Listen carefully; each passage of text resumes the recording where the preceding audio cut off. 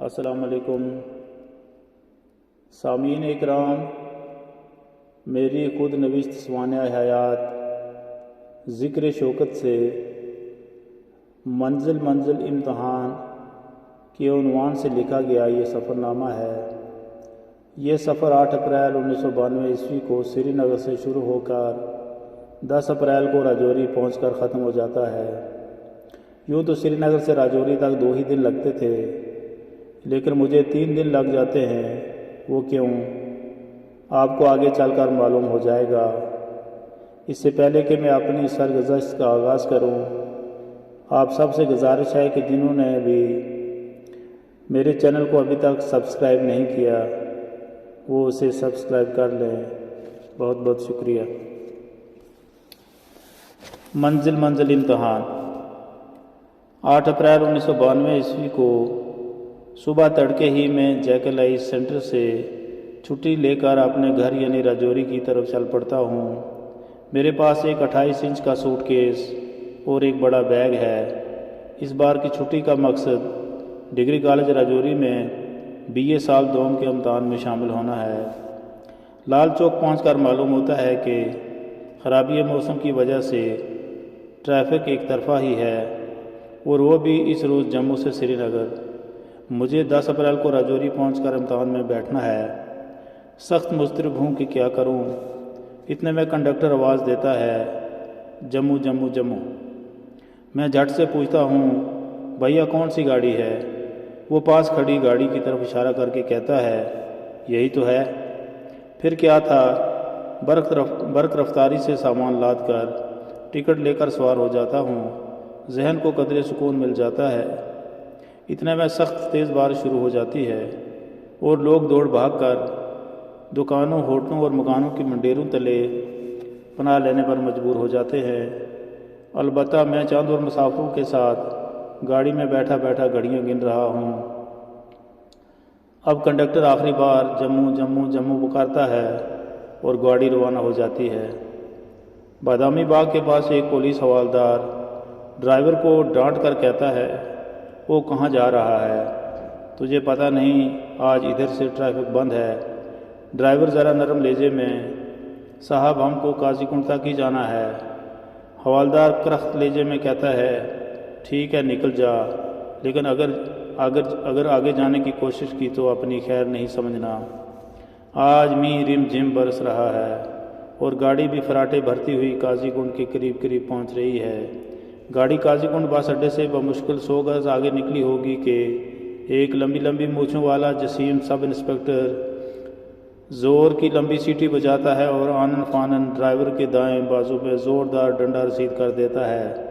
پھر حکم دیتا ہے کہ گاڑی کو کنارے لگا کر ادھر آ جاؤ، اور وہ ڈرائیور کو لے کر کے پاس والی پولیس چوکی میں چلا جاتا ہے۔ آگے ڈرائیور کے ساتھ کیا معاملہ پیش آیا مجھے اس کی خبر نہیں، کیونکہ مجھے تو پھر سے وہی پریشانی دامنگیر ہوئی کہ جموں اور پھر راجوری کیسے پہنچوں گا۔ آہستہ آہستہ سبھی مسافر گاڑی سے نیچے کھسکنے لگتے ہیں۔ میں بھی بوجھل قدموں سے ان کے پیچھے پیچھے چل دیتا ہوں۔ اب کنڈکٹر سے بقایا لینا ہے۔ پہلے تو اس نے چھپنے کی کوشش کی، لیکن بھاگنے سے موت کہاں چھوڑتی ہے۔ مسافر اسے پکڑ دھکڑ کر گاڑی کے پاس لے آئے اور بڑی زحمت کے بعد بقایا وصول کیا۔ میں اپنا سامان اٹھا کر ٹیکسی اسٹینڈ کی طرف لپکا۔ ایک ٹیکسی تیار ہے، لیکن ایک سواری کم ہونے کی وجہ سے منتظر ہے۔ ٹیکسی کے اندر سے جھانک کر ڈرائیور پوچھتا ہے، بھائی صاحب کہاں جانا ہے؟ میں جواباً کہتا ہوں، جانا تو جموں ہے جناب۔ ڈرائیور، جموں وموں نہیں جائے گی، اگر بنال جانا ہے تو بیٹھ جائیے، 60 روپے کرایہ لگے گا۔ یہ سوچ کر کہ چلو 30-35 کلومیٹر سفر اور کم ہو جائے گا، اور اگر بنال پہنچ گئے تو شاید کوئی اور صورت نکل آئے، لہٰذا ٹیکسی میں بیٹھ جاتا ہوں۔ گویا میرے سفر کا دوسرا مرحلہ شروع ہو جاتا ہے۔ بنال ٹنل سے پہلے ایک پولیس چوکی تھی۔ سبھی مسافروں کو وہاں چیکنگ کے لیے اتارا گیا۔ ان لوگوں نے تو 2 ہی منٹ لگائے ہوں گے، لیکن بارش اتنی شدید تھی کہ اس تھوڑے سے عرصے میں ہی ہم مکمل طور پر بھیگ گئے۔ آدھے گھنٹے کے بعد ٹیکسی ہمیں بنال قصبے میں پہنچا دیتی ہے۔ اترنے کے بعد باقی 4 مسافر کہاں گئے مجھے علم نہیں۔ میں نے وہاں دیکھا کہ ایک بس جموں کے لیے تیار کھڑی ہے۔ حالانکہ اس روز یک طرفہ ٹریفک کا حکم تھا، پر نہ جانے کس کے فرمان کے تحت وہ بس جموں جا رہی تھی۔ بس میں سواریاں 20-25 سے زیادہ نہیں تھی۔ میں اپنا سامان بس کے اوپر لاد کر سفر کے اس تیسرے مرحلے کے لیے، جو میری زندگی کا بدترین سفر تھا، گاڑی میں بیٹھ جاتا ہوں۔ پاس بیٹھے مسافر سے پوچھتا ہوں، جناب گاڑی کب چلے گی؟ جواب ملتا ہے کہ ابھی چلنے ہی والی ہے۔ میرے آگے والی 3 مردی سیٹ پر ایک سفید ریش بزرگ بیٹھ کر ہی قبلہ رخ ہو کر نماز ادا کر رہے ہیں، جن کو دیکھ کر میں از حد متاثر ہوتا ہوں کہ ہم کہاں اور یہ لوگ کہاں۔ آخر زیادہ تاخیر کے بغیر ہی سفر کا یہ پرخطر مرحلہ شروع ہو جاتا ہے۔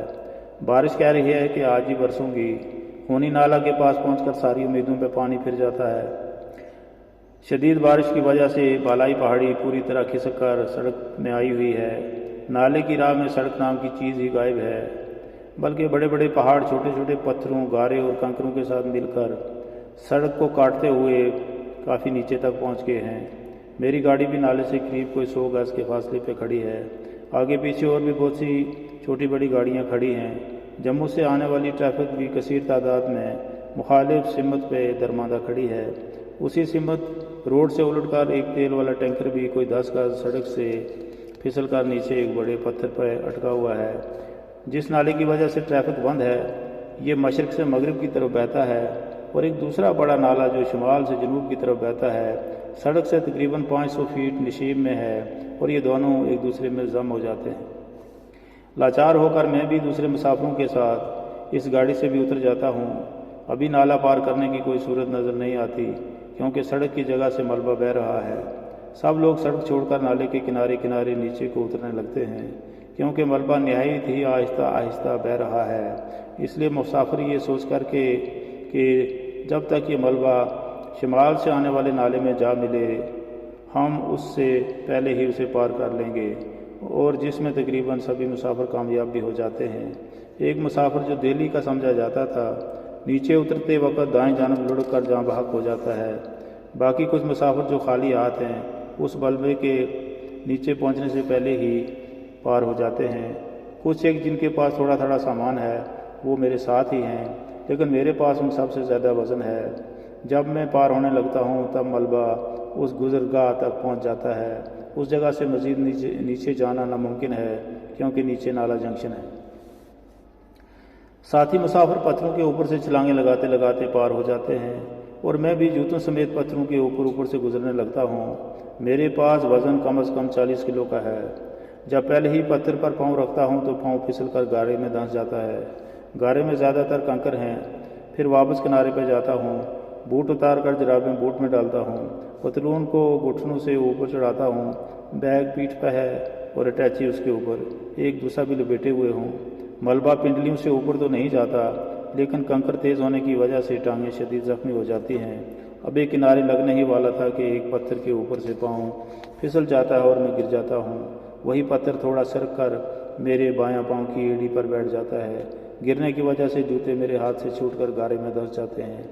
اب چونکہ یہ کنارہ ہی ہے، صرف وہی پاؤں ملبے میں ہے جو پھنسا ہوا ہے، دوسرا پاؤں خشک جگہ پہ ہے۔ میں گرا ہوا ہوں۔ اٹیچی بیگ اور دوسرا کسی طرح میں نے کنارے پہ پھینک دیے۔ بوٹ بہہ گئے ہیں۔ پورا زور لگا رہا ہوں کہ پاؤں کسی طرح پتھر سے نکل جائے، لیکن کہاں۔ ضخامت میں وہ پتھر زیادہ بڑا نہیں تھا، پر معلوم ہوتا تھا کہ سیمنٹ لگا کر کسی نے جام کر دیا ہو۔ اب چونکہ شدید بارش کی وجہ سے بالائی پہاڑی پوری طرح سے نیچے کو چل دیتی ہے، اس لیے اب اس ملبے میں چھوٹے پتھروں کی جگہ بڑے بڑے پہاڑ لے لیتے ہیں، اور کم ڈھلوان ہونے کی وجہ سے میری طرف خیراما بڑھ رہے ہیں۔ میری روح حلق تک پہنچ جاتی ہے۔ وہ دیو کامت پہاڑ اب مجھ سے محض چند ہی گز کے فاصلے پہ ہیں۔ اتنے میں ایک بزرگ جو کہن سالی کی وجہ سے کمان کا روپ دھار چکا تھا، جلدی جلدی نالا پار کرنے لگتا ہے۔ میں اس کی منت کرتا ہوں کہ بابا، میں بھی مسلمان ہوں، ابھی یہ پہاڑ مجھے ہلاک کر دیں گے، کسی طرح مجھے بچاؤ۔ لیکن وہ مرد خدا میری طرف آنکھ اٹھا کر بھی نہیں دیکھتا اور گزر جاتا ہے۔ اس کے پیچھے پیچھے 2 کشمیری نوجوان بھی اس قریب سے آنے والے تباہ کن ملبے کے ڈر سے نہایت تیز رفتاری سے نالا پار کرتے ہیں، اور وہ مجھے امید کی کرن معلوم ہوتے ہیں۔ میں ان سے گڑ گڑا کر سوال کرتا ہوں، ارے بھائیو میں مر رہا ہوں، یہ طوفان ابھی میرا کچھ عمر نکال دے گا، میری مدد کرو۔ وہ کم سن اجنبی جان لیوا خطرے کے باوجود بھی میری مدد کو آ جاتے ہیں۔ ایک دوسرے کو کشمیری زبان میں کہتا ہے سواب چھو، یعنی کہ آؤ اس کو نکالیں، سواب کا کام ہے۔ وہ دونوں نوجوان اس پتھر کو جو محض میری ایڑی پہ منجمد تھا ہلانے کی کوشش کرتے ہیں۔ میں پاؤں کو اپنی طرف کھینچنے کی ناکام صحیح کرتا ہوں، انہوں نے بھی پورا زور لگایا۔ کیفیت یہ ہے کہ میں اپنا پاؤں ضائع کر دینے کو تیار ہوں۔ دل لا محالہ چاہتا ہے کہ پاؤں فوراً کٹ جائے پر جان بچ جائے، لیکن آزمائش کی چند اور گھڑیاں باقی ہیں۔ جس جگہ پتھر نے میری جان کو پکڑا ہوا ہے یہاں پہ بالکل خفیف سی ڈھلوان ہے، اس لیے اب ملبے کا بہاؤ اور بھی آہستہ کرام ہے۔ اب یہ آفت ارض و سما کا کارواں بالکل قریب پہنچ جاتا ہے۔ وہ نوجوان مجھے چھوڑ کر بھاگ جاتے ہیں، چاروں اطراف سے لوگ تماشبین ہیں۔ مجھے اس وقت ذہن میں صرف دو خیال آتے ہیں، ایک یہ کہ میں نے خط میں لکھا تھا کہ 9 اپریل کو گھر آؤں گا، لیکن یہ پہاڑ ابھی بھی میری ہڈیوں کو پیس کر رکھ دیں گے۔ دوسرا یہ کہ 2 سال قبل ہی میں نے بیوہ بھابھی سے شادی کی تھی، لوگ یہ کہیں گے کہ اس عورت نے دوسرے خامد کو بھی کھا لیا۔ اب سب امیدیں ختم ہو رہی ہیں، ہاں ایک امید ابھی بھی باقی ہے، اور وہ امید سب سے قوی ہے، یعنی امید مدد الہی۔ اب آسمان کی طرف نظر اٹھاتا ہوں، اے اللہ مجھے معاف فرما دے، آئندہ کبھی تیری نافرمانی نہیں کروں گا، تیرے احکام سے ذرہ بر بھی منحرف نہیں ہوں گا۔ گزشتہ گناہ معاف فرما دے، آئندہ کبھی گناہ نہیں کروں گا، مجھے آج بچا لے، تیرے نام کا روزہ رکھا ہوا ہے اور اب افطار کا وقت ہو رہا ہے، تیرے سوا اب کوئی بچانے والا نہیں، گڑ گڑا کر یا اللہ۔ اب جب میں سورہ انعام کی ان آیات کی تلاوت کرتا ہوں تو مجھے وہی اپنا منظر آنکھوں کے سامنے آ جاتا ہے اور مجھے گہرے تفکر میں ڈبو کر چلا جاتا ہے۔ ترجمہ: تم فرماؤ وہ کون ہے جو تمہیں نجات دیتا ہے جنگل اور دریا کی آفتوں سے، جسے پکارتے ہو گڑ گڑا کر اور آہستہ کہ اگر وہ ہمیں اس سے بچا دے تو ہم ضرور احسان مانیں گے۔ تم فرما دو اللہ تمہیں نجات دیتا ہے اس سے اور ہر بے چینی سے، پھر تم شریک ٹھہراتے ہو۔ اب چونکہ کیچڑ میں لت پت وہ پہاڑ مجھ تک پہنچ جاتے ہیں، میں کمر سے اوپر خود کو سرکاتا ہوں کہ ایک ٹانگ چلی جائے باقی تو بچ جاؤں۔ جان دراصل از حد نادر شے ہے، اس کا احساس تب ہوتا ہے جب یہ جانے کی حد تک پہنچتی ہے، لیکن سبحان اللہ جس نے سچ فرمایا ہے۔ ترجمہ: کسی نفس کو موت نہیں آتی مگر اللہ کے حکم سے، اور وہ لکھ کر رکھی ہے۔ اب دیکھیے کیا ہوتا ہے، وہ پتھر جس نے مجھے جکڑا ہوا تھا اسے در حقیقت میرے اوپر آنا چاہیے تھا، لیکن اس سے ایک بڑا پہاڑ آ کر ٹکراتا ہے اور اسے میرے اوپر آنے کے بجائے دوسری جانب دھکیل دیتا ہے۔ میرا ٹخنا جس پہ وہ پتھر جمع ہوا تھا اسے خراش بھی نہیں لگتی اور میں کھڑا ہو جاتا ہوں۔ جلدی اپنا بیگ، اٹیچی اور دوسرا اٹھاتا ہوں اور دور بھاگتا ہوں، کیونکہ کنارے زیر ملبہ آ رہے ہیں۔ چند ہی لمحات میں جہاں میں گرا ہوا تھا وہ کنارہ ڈوب جاتا ہے اور بڑے بڑے ضخیم پتھر وہاں سے گزرنے لگتے ہیں۔ وہ 2 نوجوان جو میری مدد کو آئے تھے اور بعد میں میرا حال دیکھ رہے تھے قریب آ کر پوچھتے ہیں بھائی جان لگی تو نہیں؟ میں جواب میں روانی سی صورت بنا کر کہتا ہوں کہ یار اس وقت بھاگ گئے تھے، آپ پوچھتے ہو لگی تو نہیں؟ پھر وہ نوجوان چلے جاتے ہیں۔ اب میں نیچے نالے کے کنارے پہ ہوں، اوپر نظر اٹھا کر دیکھتا ہوں گاڑیوں کی قطاریں سڑک پر نالے کی دونوں اطراف کھڑی ہیں۔ مسافر، ڈرائیور اور کنڈکٹر ہاتھ ہلا کر مجھے تشفی دے رہے ہیں۔ مغرب کی جانب شمال سے آنے والے نالے کی اس پار چند کچے مکانات ہیں، ان کی چھتوں پر چڑھے ہوئے لڑکے بالے، جوان اور بوڑھے میرا تماشا دیکھ رہے ہیں۔ میری زبان سے سبحان اللہ اور الحمدللہ کا ورد جاری ہے۔ پاؤں سے ننگا ہوں کیونکہ جوتے بہہ چکے ہیں، بیگ سے چپل نکال کر پہن لیتا ہوں اور اوپر سڑک کی طرف چلنے لگتا ہوں۔ سڑک پر پہنچ کر روزہ کھولنے کا خیال آتا ہے جو کہ اب تک کم و بیش قضا ہو چکا ہے۔ آگے چل کر بارش کا تھوڑا سا صاف پانی مل جاتا ہے جس سے روزہ افطار کرتا ہوں۔ ٹانگیں لہو لہان ہیں، کپڑے پوری طرح بھیگے ہوئے ہیں، اٹیچی میں تو محض کتابیں ہی ہیں، بیگ اور دوسرا بارش کی وجہ سے اور بھی وزنی ہو چکے ہیں۔ یہ علاقہ تقریباً ویران ہے، میرے ساتھی مسافر کب کے آگے نکل چکے ہیں، میں اکیلا ہی سامان اٹھائے لشٹم پشٹم چل رہا ہوں۔ شام ہو چکی ہے، بارش برسنے کا عہد کیے ہوئے ہے، اوپر پہاڑی سلسلے سے اکا دکا پتھر اپنے آپ ہی پٹکے جا رہے ہیں، اسی لیے انہیں پتھر پٹکنے والی پہاڑیاں کہا جاتا ہے۔ اللہ اللہ کر کے پونے گھنٹے کی مسافت کے بعد چند کچے ہوٹل آتے ہیں۔ ایک ہوٹل کے اندر خستہ حالت میں جا گرتا ہوں۔ ہوٹل کا مالک سردی کی وجہ سے الاؤ پہ بیٹھا تاؤ لے رہا ہے۔ نام اس کا رام سنگھ ہے۔ میری حالت دیکھ کر مجھے احوال پوچھتا ہے۔ میری سرگزشت سن کر پسیج جاتا ہے۔ یہ ایک چائے کا ہوٹل ہے، رات کو رہنے کا بھی کوئی بندوبست نہیں، پھر بھی وہ نیک انسان مجھے کھانا بنا کر دیتا ہے اور اپنے بستر سے چادر وغیرہ بھی دیتا ہے، لیکن ٹانگیں زخمی ہونے کی وجہ سے وہ رات میں نے آنکھوں میں ہی تمام کی۔ 9 اپریل کو صبح سویرے ہی اٹھتا ہوں۔ جسم میں سخت تھکان ہے، لیکن جانے کے لیے مجبور ہوں کیونکہ دوسرے دن راجوری پہنچ کر امتحان دینا ہے۔ اب اس مقام پر گاڑی وغیرہ کا کوئی بندوبست نہیں، اس لیے پیدل ہی مارچ کرتا ہوں۔ میری اگلی منزل رام بن ہے، جو اس جگہ سے تقریباً 15 کلومیٹر ہے۔ 40 کلو وزن اٹھا کر یہ سفر اٹھتے بیٹھتے کھینچ تان کرتا ہوں۔ اس منزل ناتمام پر پہنچ کر تھکان قدرے فروغ ہو جاتی ہے۔ رام بن سے جموں کے لیے صرف ایک ہی گاڑی بچی ہے، جسے 12:30 بجے چلنا ہے، باقی بسیں جا چکی ہیں۔ خدا خدا کر کے 12:30 بجتے ہیں۔ ڈرائیور صاحب اپنی سیٹ پر براجمان ہو جاتے ہیں۔ میوزک کے از حد شوقین ہیں۔ سب سے پہلے ٹیپ چالو کرتے ہیں، پھر گاڑی سٹارٹ کر کے چل دیتے ہیں۔ یہ سفر جموں تک بآسانی طے ہو جاتا ہے۔ شام 8:30 بجے کے قریب گاڑی جموں پہنچا دیتی ہے۔